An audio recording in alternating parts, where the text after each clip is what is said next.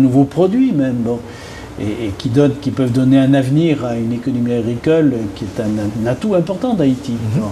Donc quand on a des chercheurs qui font ce cheminement-là, c'est extrêmement parlant, c'est même extrêmement enthousiasmant, on peut dire. Bon. Quand vous regardez, une des choses que nous discutons aujourd'hui avec l'université, quand vous regardez la structure des domaines dans lesquels il y a le maximum d'étudiants aujourd'hui, on en parlait hier avec plusieurs universités, quels sont les 3 domaines dominants parmi les étudiants? Vous avez les sciences administratives. C'est sûr, le management. Hein, vous avez le droit. Et vous avez les sciences de l'éducation. Ah bon, l'éducation. Et les sciences de l'éducation. Donc si vous enlevez ces 3 domaines de nos universités, vous enlevez les 3/4 des étudiants. Alors, ça soulève 2 questions. La première, c'est que on peut se dire que ça reflète peut-être la vision que beaucoup de jeunes haïtiens ont de leur avenir. Bon. Mais à l'évidence, il y a une surreprésentation de ces domaines en milieu étudiant. Bon. Les sciences de l'éducation, il faudrait être sûr en particulier que la qualité de la formation des enseignants soit au rendez-vous, parce que Haïti a besoin de beaucoup d'enseignants pour notamment conforter son éducation de base, son enseignement secondaire, son enseignement supérieur aussi. Bon. Mais en même temps, on voit bien, c'est complètement déséquilibré. Il y a un problème d'équilibre qui doit être un sujet de réflexion pour les universités, pour donner davantage de place à ce qu'on est convenu d'appeler les sciences dures ou les sciences appliquées. Le génie industriel, l'agriculture dont on parlait à l'instant, les sciences de l'environnement. Je sais que c'est un sujet majeur ici. Voilà. Et donc il y a cet effort aussi de rééquilibrage qui doit être accompagné par des perspectives et surtout un message, y compris un message politique, porté par les dirigeants du pays, sur non seulement l'importance de l'enseignement supérieur de la recherche, mais sur des orientations qui correspondent aussi aux grands choix de politique publique. Qui peuvent influencer l'avenir. Et sur l'agriculture, j'ai évoqué ce sujet parce que ça répond à votre question en partie. C'est aussi une façon par exemple, de revenir à une situation plus saine. Haïti, sauf erreur de ma part, importe du riz, alors que fut une époque où Haïti était largement autosuffisant dans ce domaine. Bon. Et donc on voit bien qu'il y a des potentialités qui correspondent à ce qu'a été une histoire sur laquelle je n'ai pas de compétences particulières pour revenir, mais qui montrent qu'il y a des potentialités dans ce pays qui peuvent être développées grâce justement à l'enseignement supérieur et à la recherche notamment, et dont il faut absolument s'emparer, en oubliant peut-être ou en minorant peut-être un accent qui a été sans doute excessivement mis sur une vision un peu administrative, je dirais, du développement. Et donc là, il y a, vous voyez, un travail de fond qui est à faire par nos universités, et l'AUF est là pour les aider à évoluer dans ce sens, mais aussi par tout l'environnement. Tout à fait. Je vous rappelle que sur le magazine économique sur Radio Métropole, chaque dimanche 3h, sur Télémétropole, le rendez-vous économique, on prend la pause, on se retrouve dans quelques instants pour la 3e et la dernière partie de l'émission. T'aimes raconter nous histoire qui a la banque pour changer l'argent papier en pièce monnaie. Bonjour messieurs. Bonjour. T'as aimé changer l'argent ça yo en pièce monnaie s'il vous plaît. Désolé madame, pas de monnaie. Hein? Mes amis attends, à qui sa banque ça utile même. Li pas jamais gen monnaie, ça fait me songer problème te gen ak yon client. Client, m'pa gen monnaie de goud et demi, pour ti surette pour passer dans bouche là. Chéri amour, c'est pas l'argent, mais monnaie en pièces c'est l'argent. C'est pas bon petit monnaie non. Comment m'pral compléter comme camionnette là? Moi pas décourager non. Moi t'ai passé dans yon l'autre banque. Bonjour. Bonjour, c'est monnaie en pièces ou besoin? Mais banque qui fait travail li. M'a tout quitté l'autre banque qui pas de bon service là. Merci en pile. Inquiète-toi belle madame, nous là pour nous servir. Toujours marcher avec pièce monnaie. Comme ça, ou toujours payer ça ou pour payer sans été ni mette. Banque centrale gen monnaie 5 kob, 20 kob, 50 kob, goud ak 5 goud. Mande banque pour la ba ou monnaie. C'est droit ou et c'est des voiles pour le servir. Pas pran priya nan men aucune banque parce que banque centrale bay toute banque monnaie. Li campé ba côté, la défense intérêt, la fait affaire marché, toujours Jean ou tablé, ou toujours toujours faire confiance. Passer le bar performance. Wap satisfait sans man. Love ses clients Sogé Bank. Sogé Bank, toujours bas côté mes amis. Sogé Bank, toujours bas côté, côté. Sogé Bank, toujours bas côté mes amis. Sogé Bank, toujours bas côté, côté. Sogé Bank.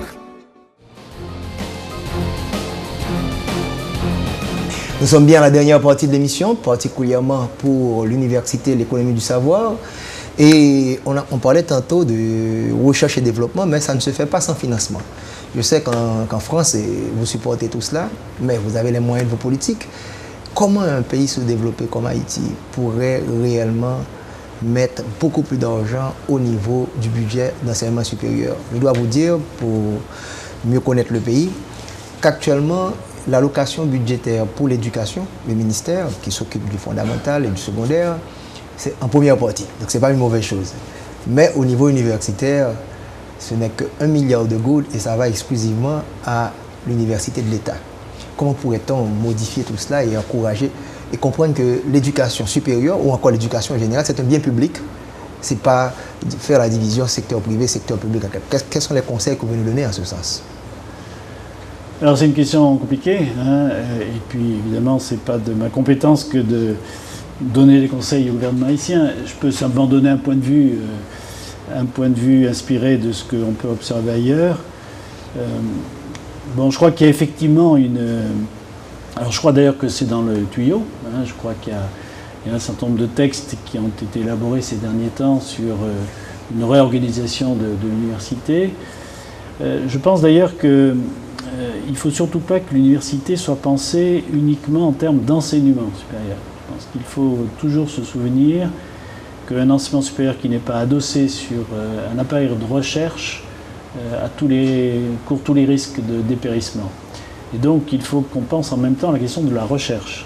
Bon, et d'une recherche qui, je dirais à la fois, tire vers le haut l'université, donc qui comporte une dimension de recherche fondamentale, mais qui, notamment dans la situation que vous venez de décrire, sont aussi une recherche en permanence préoccupée d'application, préoccupée d'une contribution au développement.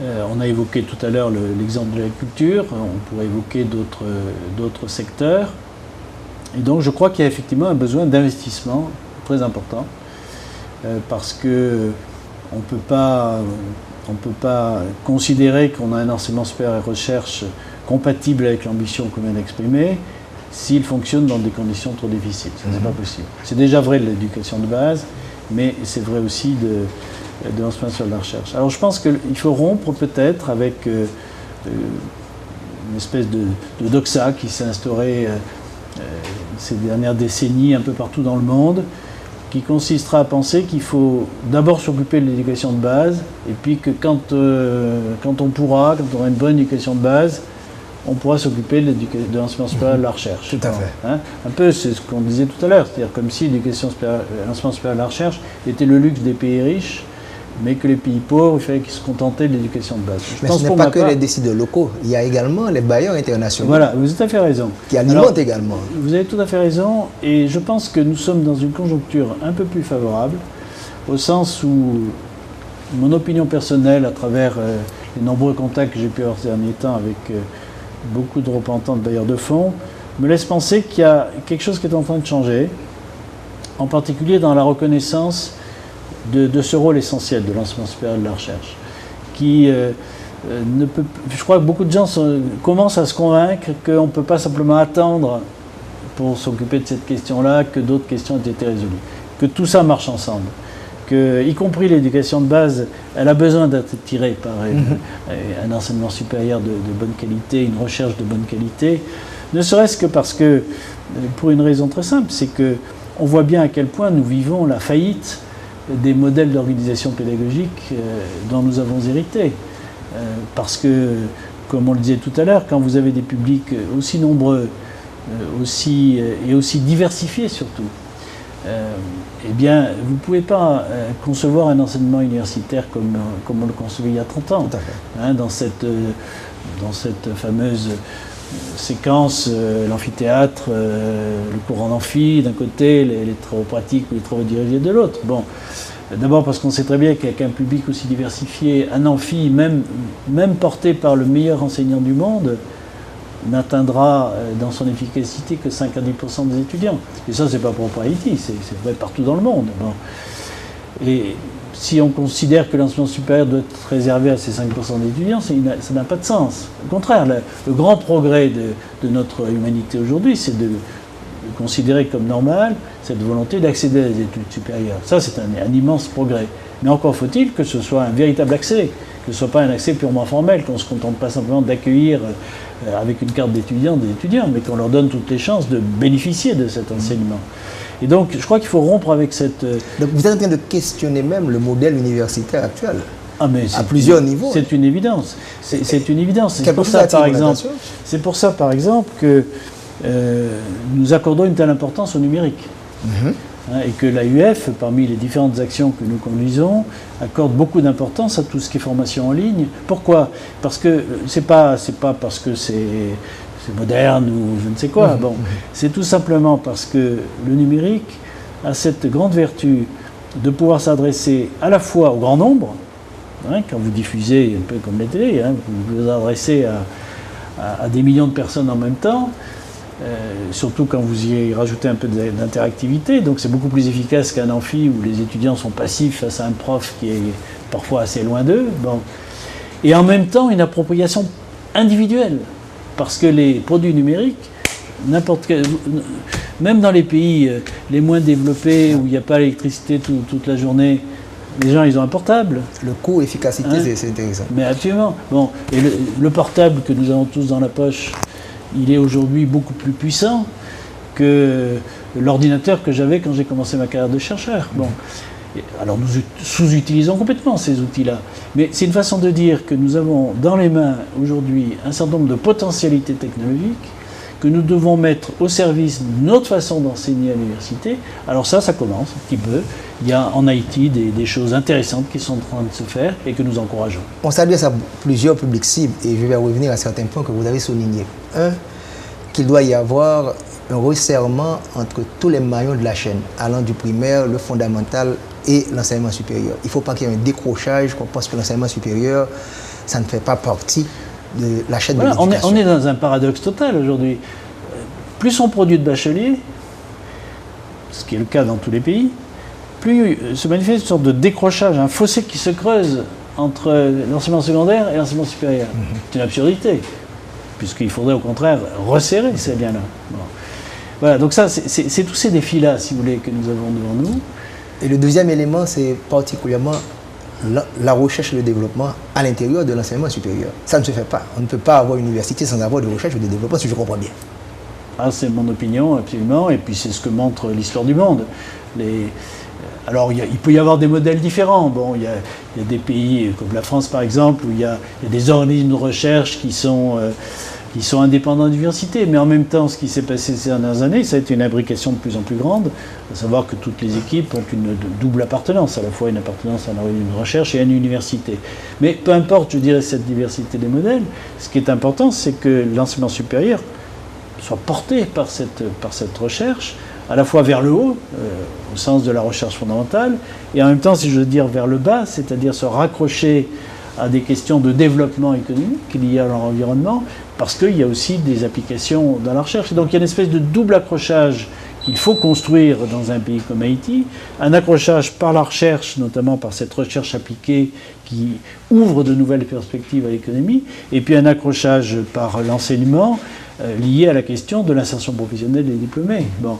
Et dès lors que vous fermez ce triangle-là, ce triangle entre l'enseignement supérieur, la recherche et puis le monde de l'emploi et de l'économie, là vous commencez à avoir un dispositif qui joue son rôle. Et alors si vous attendez, si vous dites on va attendre 10 ans, 20 ans qu'on ait une très bonne éducation de base avant de se préoccuper de ça, moi je dis simplement, on fait une erreur. Troisième élément important, c'est même le questionnement de l'université que l'on aura au XXIe siècle.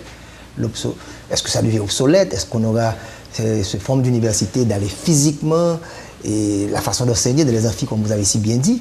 Est-ce qu'on est en train de préparer également cette force de travail pour le futur. Donc, c'est vraiment, on est en train de bouleverser votre monde là. C'est le défi que nous avons à relever.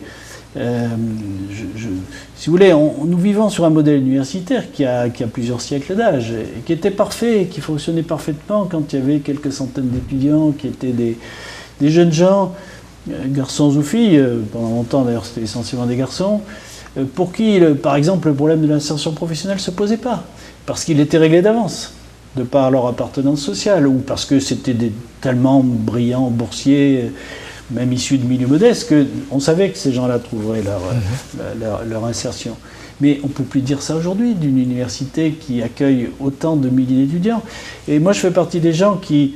Parce qu'il y a deux façons de répondre à ça. Il y a des gens qui vous disent c'est parce qu'il y a trop d'étudiants, donc il faut fermer la porte des universités et par cette sélection-là, avoir un enseignement de qualité. Et puis il y a l'autre catégorie de personnes dont je fais partie, qui considèrent que c'est un grand progrès d'ouvrir les portes des universités à autant de jeunes générations, parce que c'est le sens de l'histoire. Le sens de l'histoire, c'est que l'humanité progresse dans ses connaissances et puisse partager ses connaissances dans le plus grand nombre.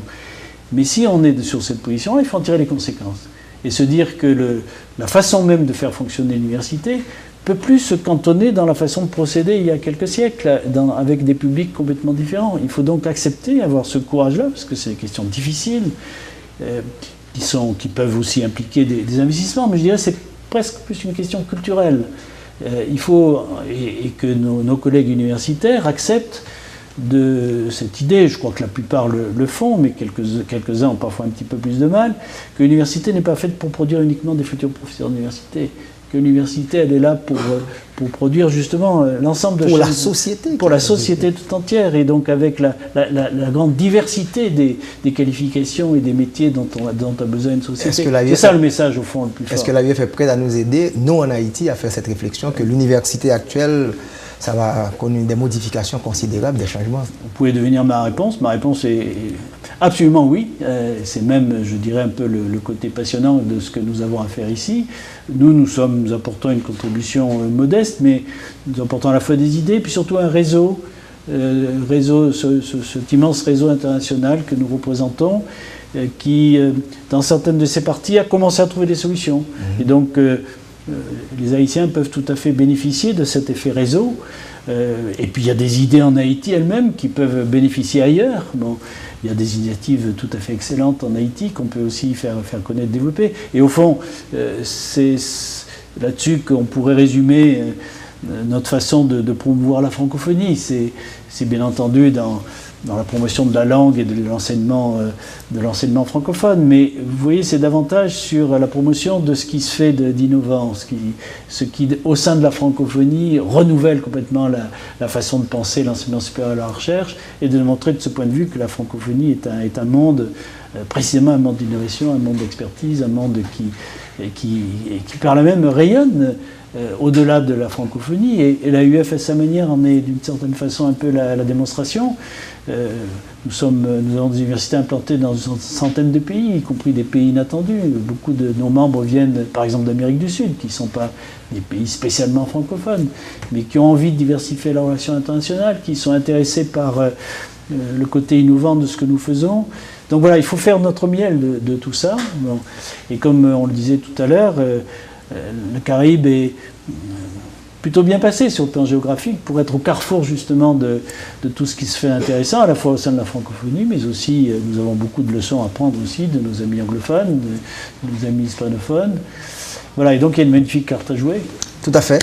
Jean-Paul de Godman, merci beaucoup, et j'aurais pu tirer beaucoup plus de vous, car je voulais avoir beaucoup plus d'informations sur votre expérience au niveau de l'aménagement du territoire. Peut-être à votre retour en Haïti, on aura la possibilité de réfléchir, parce que vous avez fait un bon travail là-dessus, semble-t-il, récemment, une bonne expérience dans l'aménagement du territoire, les 36 000 à 37 000 communes que vous avez, comment réduire ça en région et les nouveaux départements, tout ça. Ah, ça vaut largement les problèmes haïtiens. Ah oui, tout à fait, on en connaît également. Mais je reviendrai avec plaisir quand vous... Merci, continuez une bonne visite en Haïti, bon séjour.